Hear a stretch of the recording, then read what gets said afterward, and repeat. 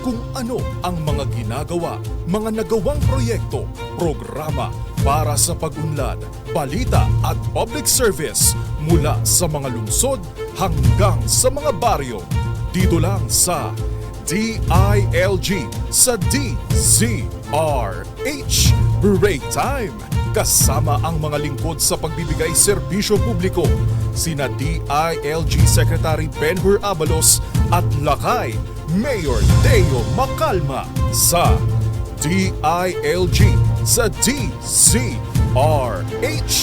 Break Time.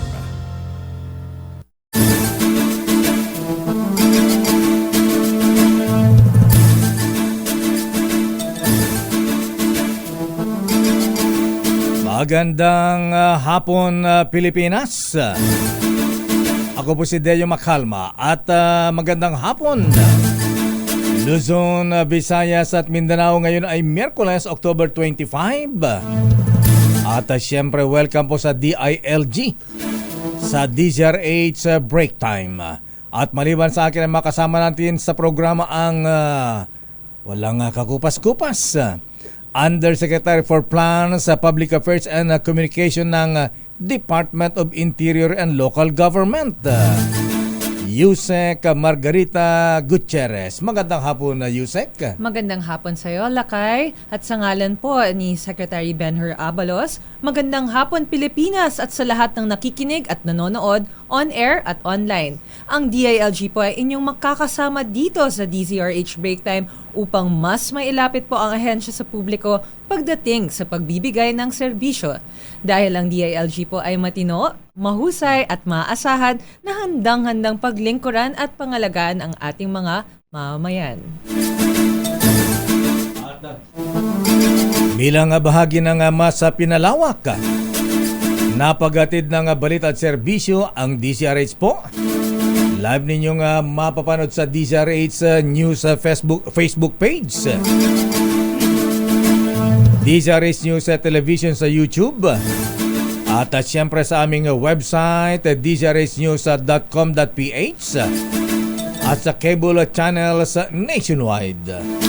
At para naman po sa inyong mga katanungan, mga nais idulog sa ahensya or suggestions, tayo rin po ay naka-live at mapapanood sa DILG Philippines official Facebook page. At dumako na tayo sa DILG Balita at Aksyon na Yusek. Tama ka dyan, Lakay Deo. Sa DILG Balita at Aksyon, ating tatalakayin ang latest news at happening sa aming ahensya.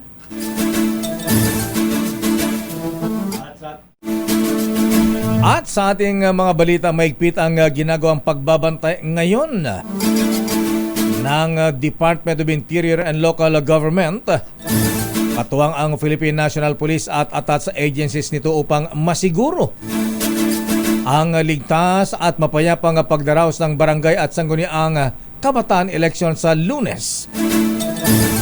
Nagbabala si Secretary Benhur Abalos sa mga kandidato na gumagamit ng oversized campaign posters at paglalagay sa main designated common poster areas at ang mga magtatanga na bumili ng boto sa pamagitan ng e-payment platforms katulad na lamang ng GCash at Maya. At nagpaalala rin ang DILG sa mga local government units na maging nanapartisan at iwasan ang pagpanig sa anumang kandidato. Titiyakin naman ng DILG na matutugis at mapapanagot ang mga mandaraya at sisiguruhin matatanggal sa pwesto kung sakali mang sila ay manalo sa darating na barangay at SK elections. Suportado ng DILG ang Philippine Charity Sweepstakes Office or PCSO sa kampanya nito laban sa mga illegal na online lotto operators. Ito ay kasunod ng isinampang kaso ni PCSO General Manager Mel Robles laban sa 4 na kumpanya na sangkot sa umano'y illegal online lottery operations sa bansa. Ayon kay Sec Benhur Abalos, aatasan niya ang PNP at ang Anti-Cybercrime Group upang tumulong sa pagtunton sa mga grupo at individual na maaaring sangkot rin sa illegal na online lottery games. Inihain ng PCSO ang mga reklamo base sa pag-iimbestiga ng National Bureau of Investigation ukol sa operasyon ng Pakiloto at SureLotto na pinamamahalaan ng 4 na kumpanya na ePlayment Corporation, Paymero Technologies Limited, Globalcom RCI International, and Blockchain SmartTech Co. IT Consultancy. Ang mga nabanggit na kumpanya ay sinasabing gumagamit ng logo at pangalan ng PCSO at nagsasagawa ng lottery games maging ang panunulisit at pagtanggap ng taya mula sa publiko gamit ang unauthorized mobile applications at websites.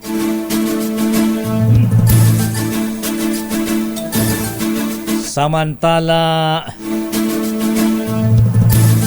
nasaan na tayo?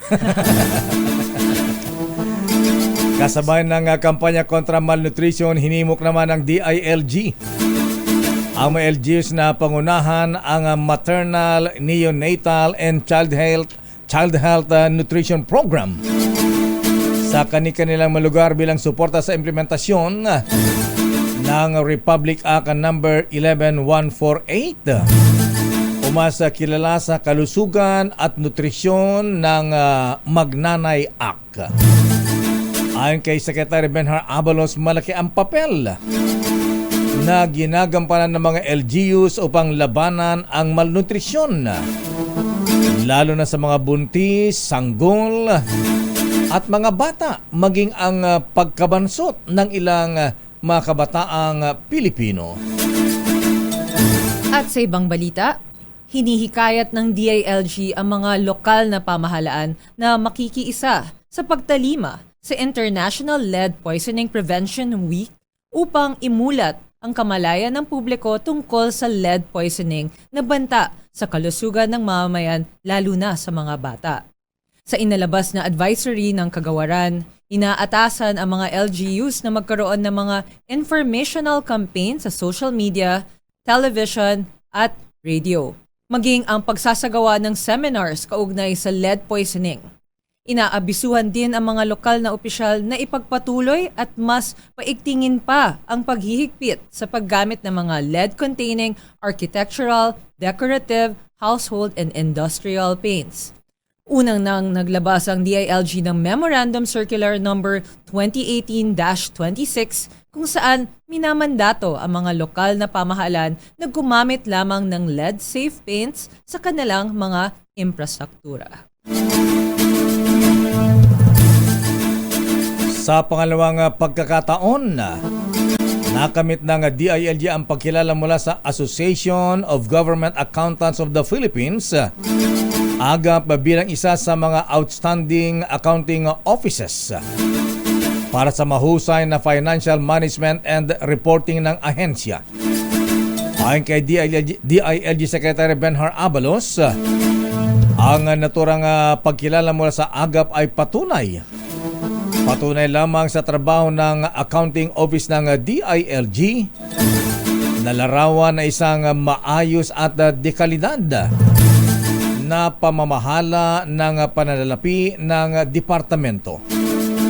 Dahil dito'y pinasalamatan din at binati ng kalihim si DILG Assistant Secretary for Administration, Finance and Controllership, ASEC Esther Aldana, at ang DILG accounting personnel ng Central at Regional Offices sa kanilang dedikasyon sa mabisang fiscal management and reporting ng kagawaran. Siguro accounted lahat, Yusek, ni isang sentimo. Ayan. Very strict po si ASEC Esther. Abay, talaga, ha? She's very Magaling good. na accountant. Magaling na magaling. At ilan lamang po yan sa mabalitang hatid ng DILG. At sa aming pagbabalik ay ating alamin ano ang ginagawang paggana ng PNP USEC dito sa mainit na barangay at SK elections na ang dami ng nangyaring karahasan. May mga napapatay ng mga incumbent officials, barangay officials, at mga tumatakbong mga kandidato. At siyempre, Yusek, malaki rin ang partisipasyon dito ng DILG. At ang detalyang po yan, mga habigan, sa ating pagbabalik. Dito pa sa ating palatuntunang DILG sa DZRH Break Time. Pinakahuling mga balita, kaganapan, DILG, balita at aksyon. Sa laban na ito, pinapangako ko sa inyo, seryoso tayo rito. Hindi tayo matatakot dahil sama-sama natin lalapanan ang droga. Yan ang gagawin natin. Dahil dito, bida ka. Buhay ay ingatan, droga ay ayawan. Bida tayong lahat sa kampanya laban sa illegal droga. Mahahalagang impormasyon na dapat mong malaman sa Usapang Bayan. Oras alas 4:25. Maraming salamat Mr. Tony Lopez, Atty. Jimmy Policarpio, Mr. Eric Canoy. Dito sa napakagandang MOPC Bell of Freedom and Excellence Award. Nagbabalik ang DILG dito sa DZRH sa Break Time at atin namang alamin ang ano kayong ginagawang pagbabantay na ginagawa nating kapulisan Yusek para sa mga gaganaping barangay at SK elections at maging undas sa susunod na linggo. Nakay, kaya naman para bigyan tayo ng updates, ating makakapanayam si PNP spokesperson Police Colonel Jean Fajardo. Magandang hapon po, spokesperson and Police Colonel Fajardo. Kamusta po kayo, ma'am? Attorney Jean. Attorney Colonel, ayan, nawala si... Hello, sir. Magandang po, Sir Deo at Ma'am Yusek Gutierrez at sa lahat po ng taga-subaybay sa inyong programa po. Magandang hapon po. Magandang hapon sa iyo, Colonel Jean, at miss na kita. Ma'am, kamusta na po ang ginagawang paghahanda ng PNP sa pagbabantay sa seguridad para sa darating na barangay at SK elections at pati undas sa susunod na linggo? Sa akin po, ma'am, ay tuloy-tuloy po yung ginagawa po nating security coverage relating to BSKE 2023. Katunayan nga po ay yung bahagi po ng contingent ng 800 PNP personnel na augmentation po natin dyan po sa region po ng Bangsamoro Autonomous Region at nakakating na po sa rehiyon po na Nasbe. At yung ibang lugar na naman po ay nagdagdag na rin po tayo ng pwersa, particularly po doon sa mga lugar na may mga security concerns tayo as a result po ng mga insidenteng na itala magmula po nung election period po natin. At Colonel Fajardo, naku, balitang-balita po na marami ang mga kandidatong umatras sa eleksyon dahil sa panganib sa kanilang buhay. Halimbawa na rito, Colonel, sa yung mga daan-daang kandidato na nag-withdraw sa probinsya ng Abra. Ano po ang ginagawang aksyon dito ng PNP, Colonel? Sa ngayon po, Sir Deo, ay ongoing po yung meeting po dyan po sa regional level po. Ang nandoon po ngayon sa meeting ay yung mismong regional officer po ng Police Cordillera para pag-usapan nga po itong issue na mga maigit na mga di umano ay umat po. Ang unang impormasyon po na ibinigay po sa atin nung Lunes during the command conference po, ang sabi po ng RD Pro ay may ilang kandidato po talaga ang umatras dahil nagtagpo po ng intercession o intervention po yung mga elders po dahil ang nangyari daw po ay yung mga magkakatunggali po ay mga magkakapag-anak, kaya napag-usapan po napagbigyan na muna po yung mga tatakbo at yung ay susunod ng eleksyon. Subalit yan po ang reason kung bakit nga po nagmi-meet ngayon dyan po sa regional headquarters po para nga po alamin kung talagang ito nga po ba yung dahilan o may natanggap talagang takot ang mga kandidato po. Pinakin po yung issue na may magkukunan ako ay pinag-usapan ngayon. Colonel, marami pong karasan na nangyayari ngayon. May mga kandidatong napatay, yung latest sa Cotabato, maging sa Leyte, maging sa Masbate. Ano po ang latest at ano po ang ginagawang aksyon ng PNP para maiwasan po itong mga ganitong karahasan, Colonel? Yes, Sir Deo. Dito po sa insidente po, particularly dyan sa Rosary Heights sa Cotabato City, kausap lamang po natin kanina yung City Director at 6 po ang naging victim dyan. 3 po ang patay at 3 din po ang sugan. Yung 12 suspects po ay under custody po ito ng ating public at hinahabol po nila ngayon na maisampa po yung kaso. Hindi man po umabot na yung first hour in the morning ay isasampa na po nilang kaso. Ang nakikita po dito ay this early, evidence po nila ito na talagang election-related violence po na ito. Dahil yung isa po doon sa patay po, panggaya, ang nanay po nito ay tumatak po mga kanya kawan po ay yung primary suspect po natin sa incident po na under custody na tumatakbo rin po na So, ayun po sir, kasama po ng City Director ay the situation there is, remains manageable. Bagat magpapadala ng additional 300 PNP personnel coming from the regional headquarters of Police Bangsamoro Autonomous Region para masiguro po na hindi na po masusundan itong insidente po sa Cotabato City. Doon naman po sir sa insidente po sa Masbate ay pangalawang insidente na po ito sir. Yung una pong insidente ay diyan po nangyari sa Mairangan Masbate, isa po ang patay, isa po ang wounded. 8 po yung arestado, 8 po yung identified suspects natin diyan, hindi po yung sa arresto. Naipa na rin po yung kasong murder at murder po. At ayon pa rin naman po at yung isa naman pong insidente sir ay yung naging ambush incident. 3 po yung naging biktima po dito. Ang lumalabas po dito, yung isa sa biktima sir ay tumatakbo pong barangay captain at tinitingnan natin dito ay maaaring retaliatory attack po ito dahil napag-alaman po natin sir na itong nakatay po na kandidato ay dati pong civil returnee. Naging kapgo po ito at nag-resign po siya bilang kapgo at tumatakbo nga ngayon.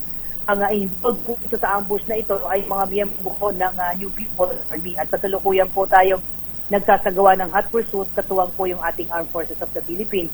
At sabi po ng City Director ay kaya pa naman po nilang i-manage itong mga insidente na ito bagamat nag-increase po sila ng puwersa dito. Yung 2 batalyon po ng AFP ay nakadeploy na rin po dyan sa Masbate at accordingly magdadagdag pa po sila ng company size maliban pa po doon sa kung puwersa po ng PNP team dyan at like Cotabato sir, sabi po ng ating director ay controllable at manageable po yung situation doon sa mga nasabing area po siya.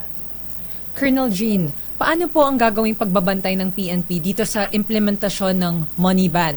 At sino po ang mga exempted dito at ano ang mga dokumentong kailangan nilang ipakita para payagan na magdala ng malaking halaga?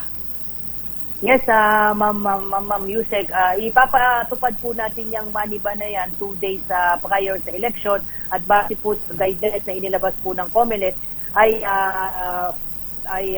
mag-auction po ang isang individual na makikita po at mahuhuli po na may mga dala po na mahigit 500,000 without justification po. Ang mga exempted po dyan ay yung ating mga businessmen at yung pong mga dispersing officers, yung mga cashier at may maipapakita po sila na katibayan na sila po ay regular na nagdadala by the nature of their business ay authorized po silang magdala ng ganitong malalaking pera.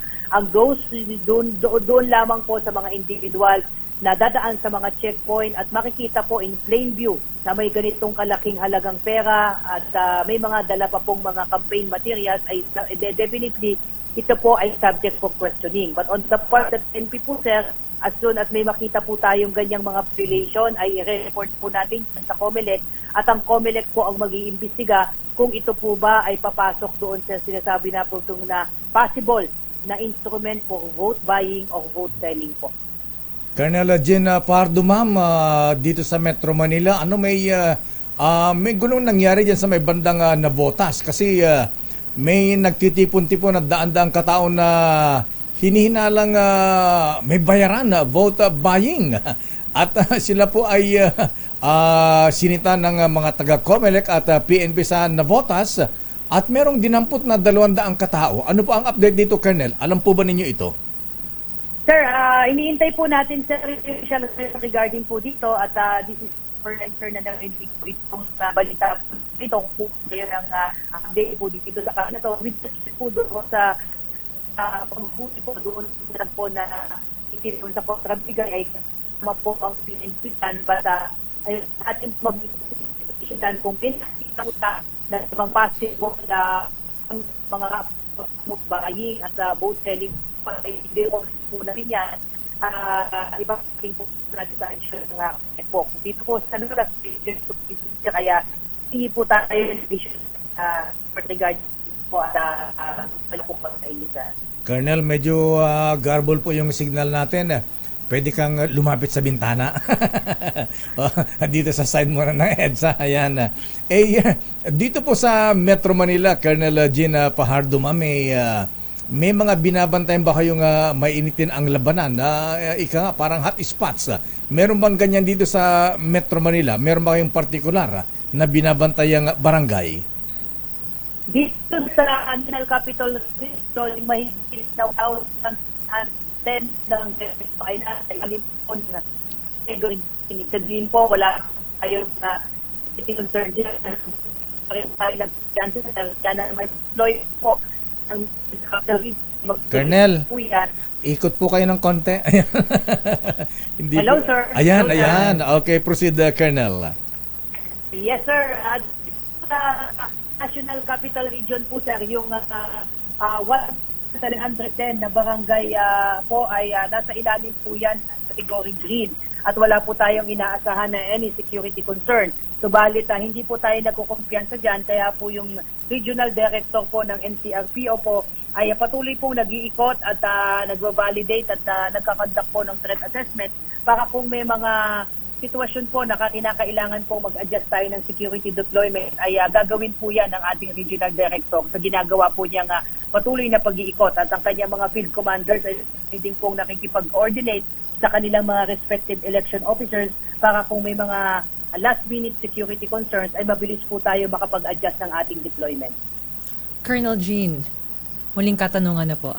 May paalala po ba ang PNP sa mga kandidato at botante para sa darating na barangay at SK elections?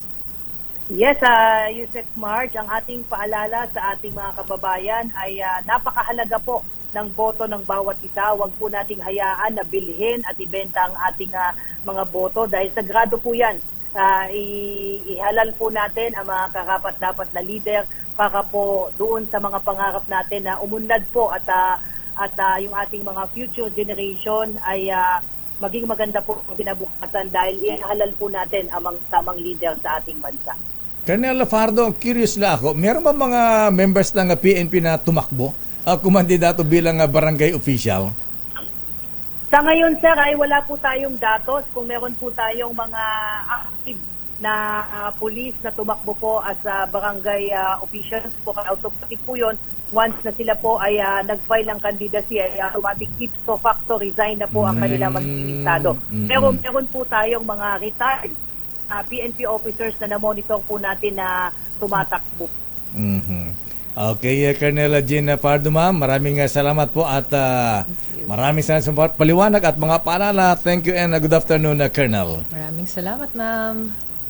Salamat, sir, ma'am. Salamat po.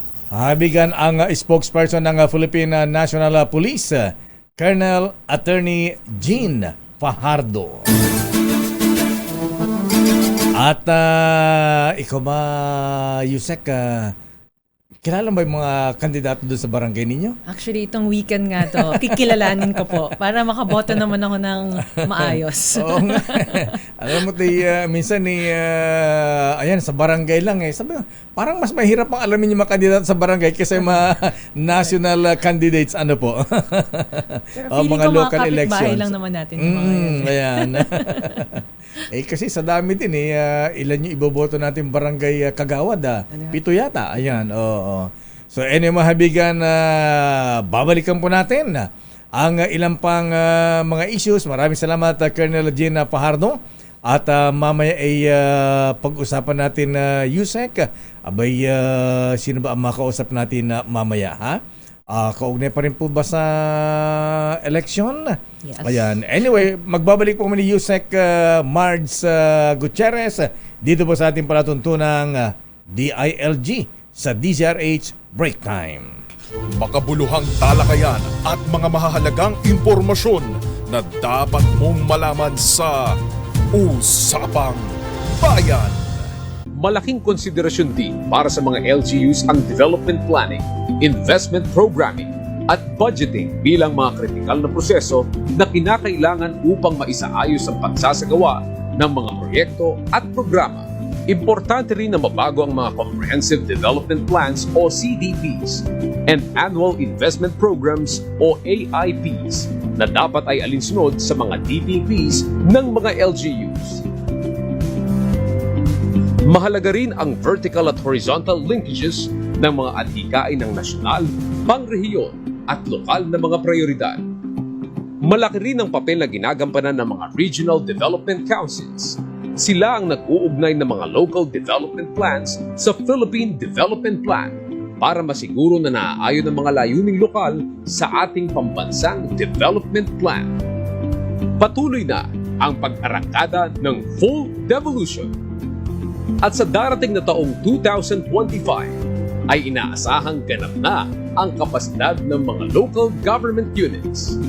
Mas epektibong tugon sa pangangailangan ng mga Pilipino ang ihahatid ng devolution. Angat, lokal, tamang pondo, angat serbisyo.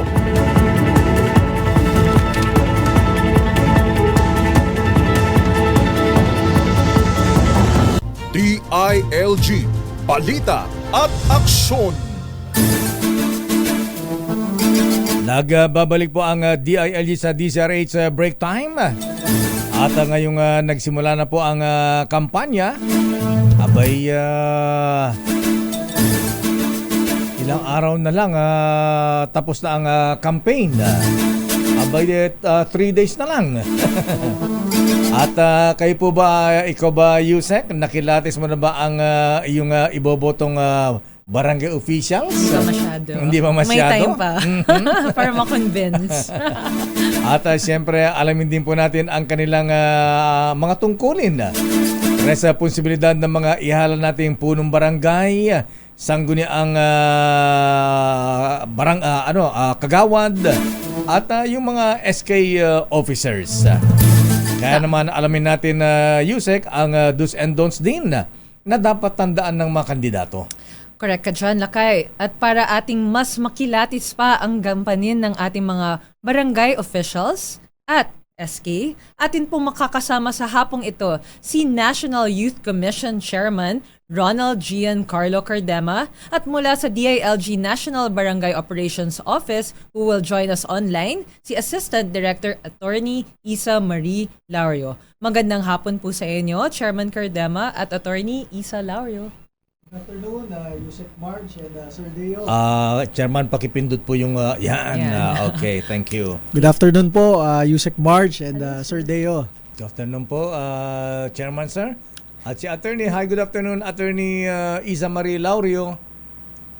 Magandang hapon po, Yusek Marge, and magandang hapon po, Sir Deo. Hi, Attorney Isa. Kamusta naman kayo?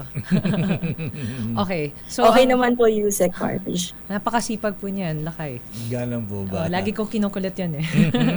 Okay, ang una kong katanungan, para po sa inyong dalawa to ano ba ang tungkulin at responsibilidad ng punong barangay at sangguniang barangay members at sangguniang kabataan o SK bilang lingkod bayan?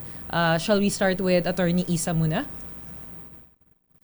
Sige po, thank you for that, Yusek Marge. Ang mga punong barangay at mga miyembro ng sangguniang barangay ay may mga tungkulin at responsibilities under the Local Government Code of 1991. No? Ang kanilang mga tungkulin at responsibilidad ay mahalaga para sa maayos na pamamahala at pagpapaunlad ng kanilang barangay bilang nagsisilbing pangunahing unit na nagpaplano, nagpapatupad ng mga patakaran, programa, proyekto at aktibidad ng pamahalaan sa komunidad. At bilang isang forum kung saan ang kolektibong pananaw ng mga tao ay maaaring ipahayag, isaalang-alang, at kung saan may mga hindi pagkakaunawaan ay maaaring ding maayos o masettle. So for the powers and duties ng ating mga punong barangay, simulan po natin sa punong barangay. Ang ating punong barangay ay nagsisilbing Chief Executive Officer ng mga barangay. Siya din po ang nagsisilbing lupon chairpersons sa ating lupon tagapamayapa na namamahala ng mediation sa pamamagitan sa dalawang partidong hindi po nagkakaintindihan or may alitan, And that is common sa ating mga barangay. Pangatlo, sila po ang nagpapatupad ng lahat ng batas at ordinansa na nakaangkop sa loob ng ating barangay. At of course, tinitiyak ang paghahatid ng mga pangunahing serbisyo or basic services para sa kanyang mga nasasakupan sa barangay. At isa rin po sa mga functions ng ating punong barangay ay magpatawag at mamuno sa pagtitipon o sesyon ng mga barangay at mga barangay assemblies. And of course, nangunguna sa pagsasagawa ng iba pang mga mahalagang tungkulin at responsibility na nakasaad sa ating Section 389 ng ating Local Government Code of 1991. Ayan po. How about you? Daming trabaho. Diba? How about you naman, Chairman Cardama? Yes, Paano naman po yung Yusek March and Sir Deo, ang atin namang mga sangguniang kabataan ay ang tungkulin nila ay magtaguyod ng mga programang maglilinang sa kakayahan, potensyal at oportunidad ng mga kabataan sa kanilang barangay.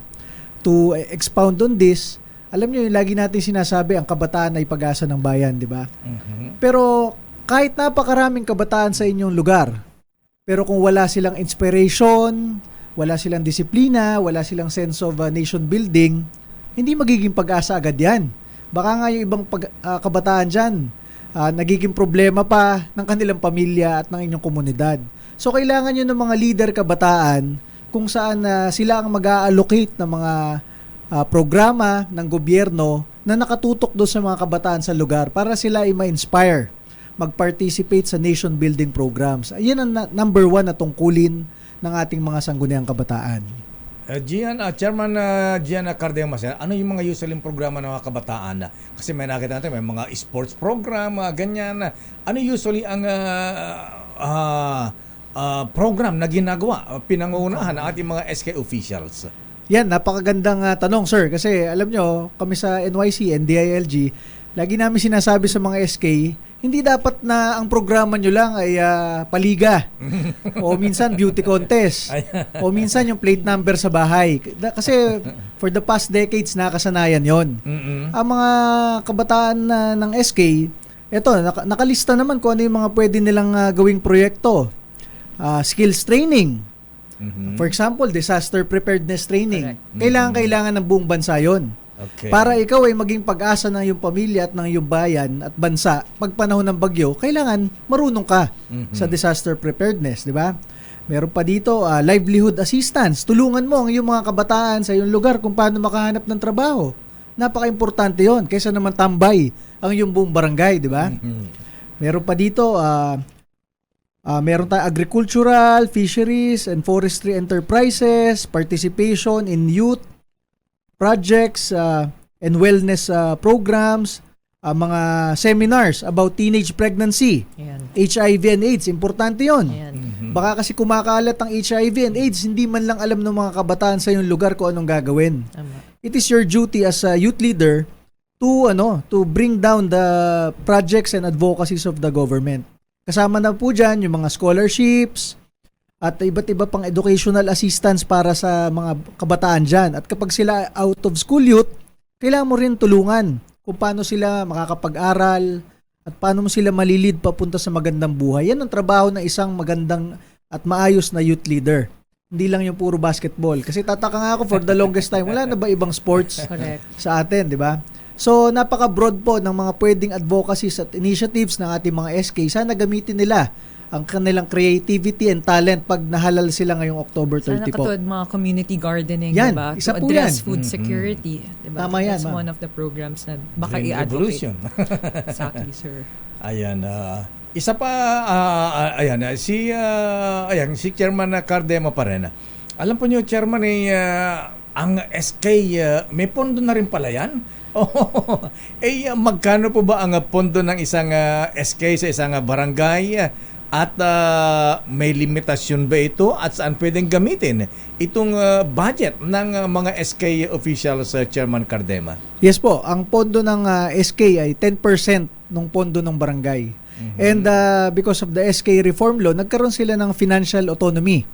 Dati kasi, nagtataka ako bakit ang proyekto nila, yung mga sinabi ko kanina, yung paulit-ulit, baka kasi dati, inuutos lang ni barangay chairman kay SK, ito proyekto natin baka dati ganon.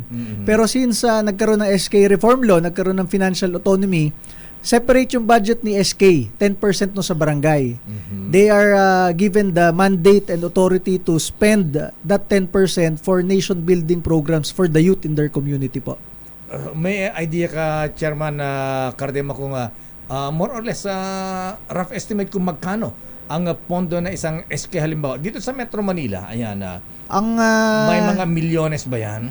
Opo, yung iba. Wow. Kasi nakadepende po sa pondo ng barangay nyo. Kunyari, barangay Forbes Park kayo. Ayan, di ba? Milyones yan. Baka milyones. Opo.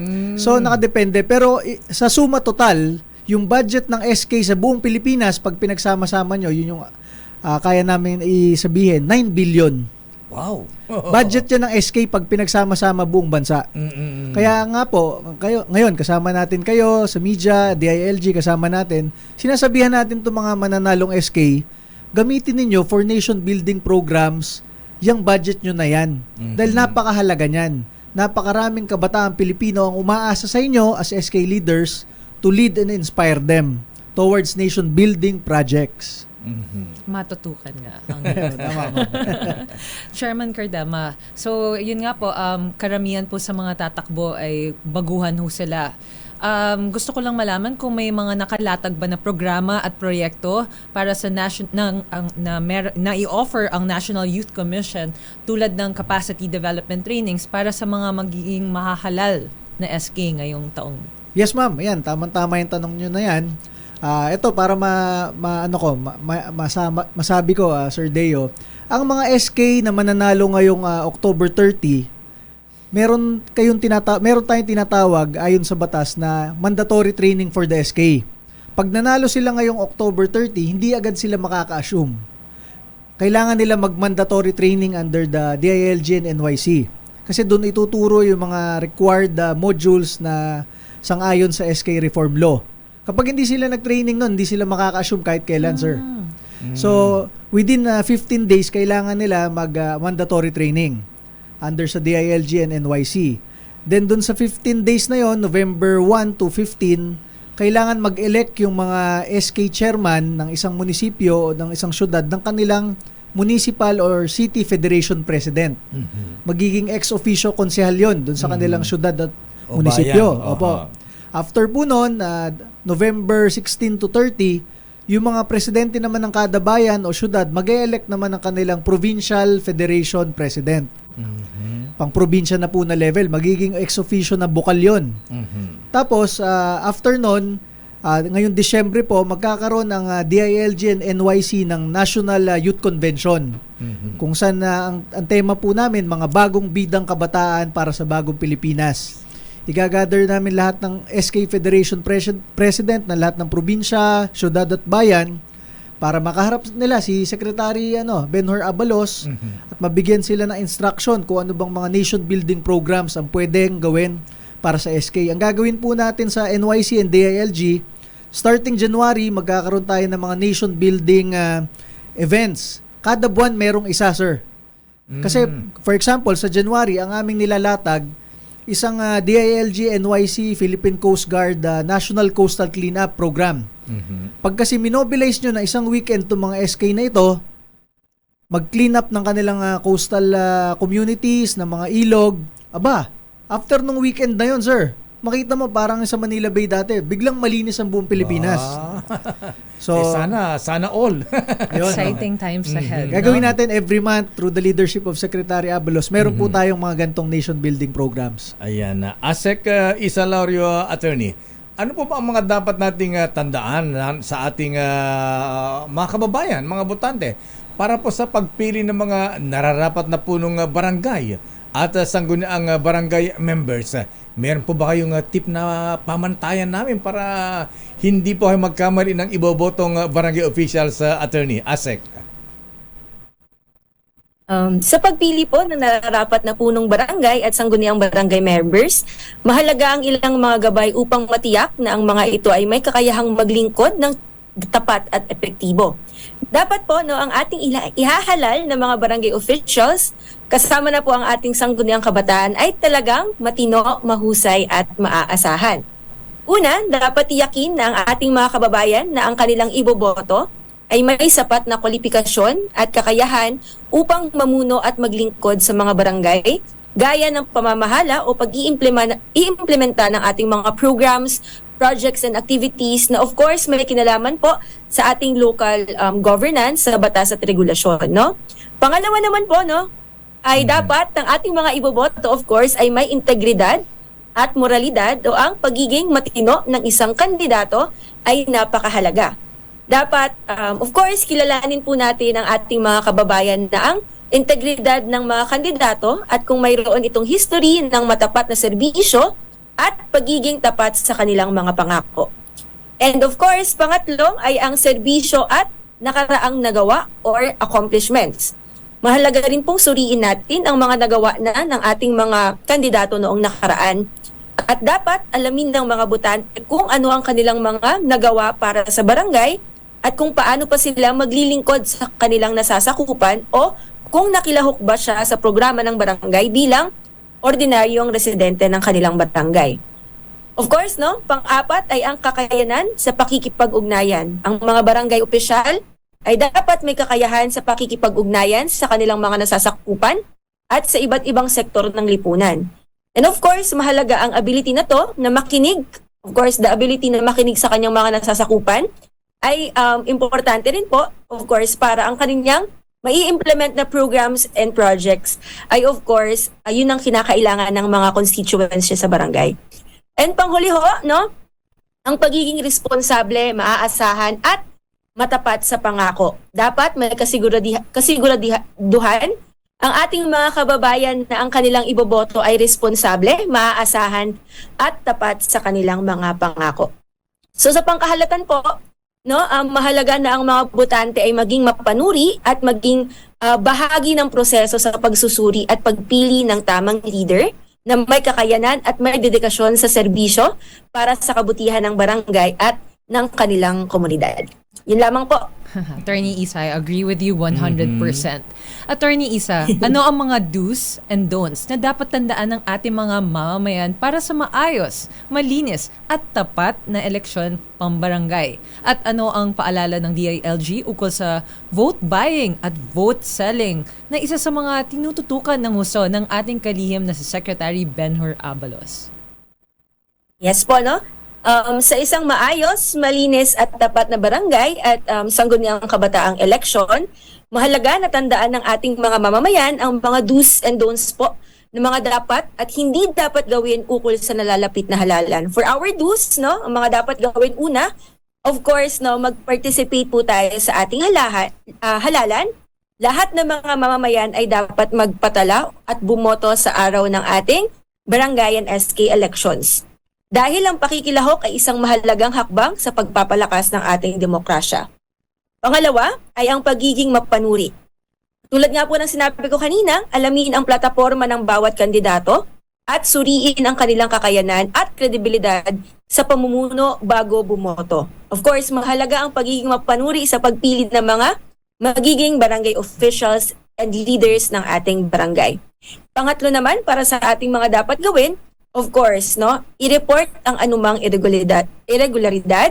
Kung may nasaksihan na anumang anyo ng pandaraya o labag sa batas na sa eleksyon, gaya ng vote buying and vote selling, agad itong iulat sa mga kinauukulan tulad ng COMELEC at sa mga otoridad.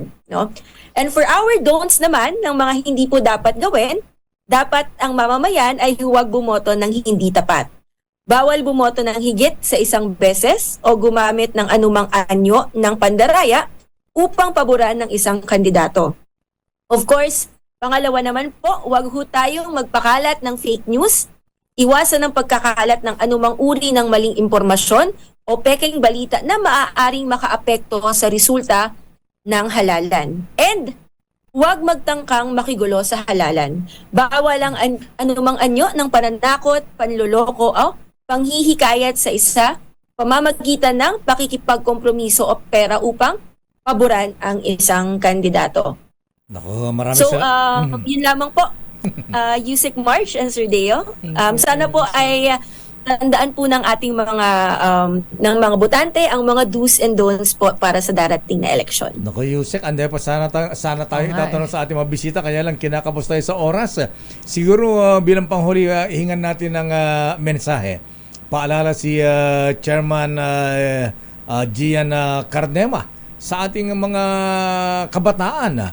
Ano po ang paalala ng National Youth Commission Chairman sa ating mga kabataang boboto sa darating na eleksyon?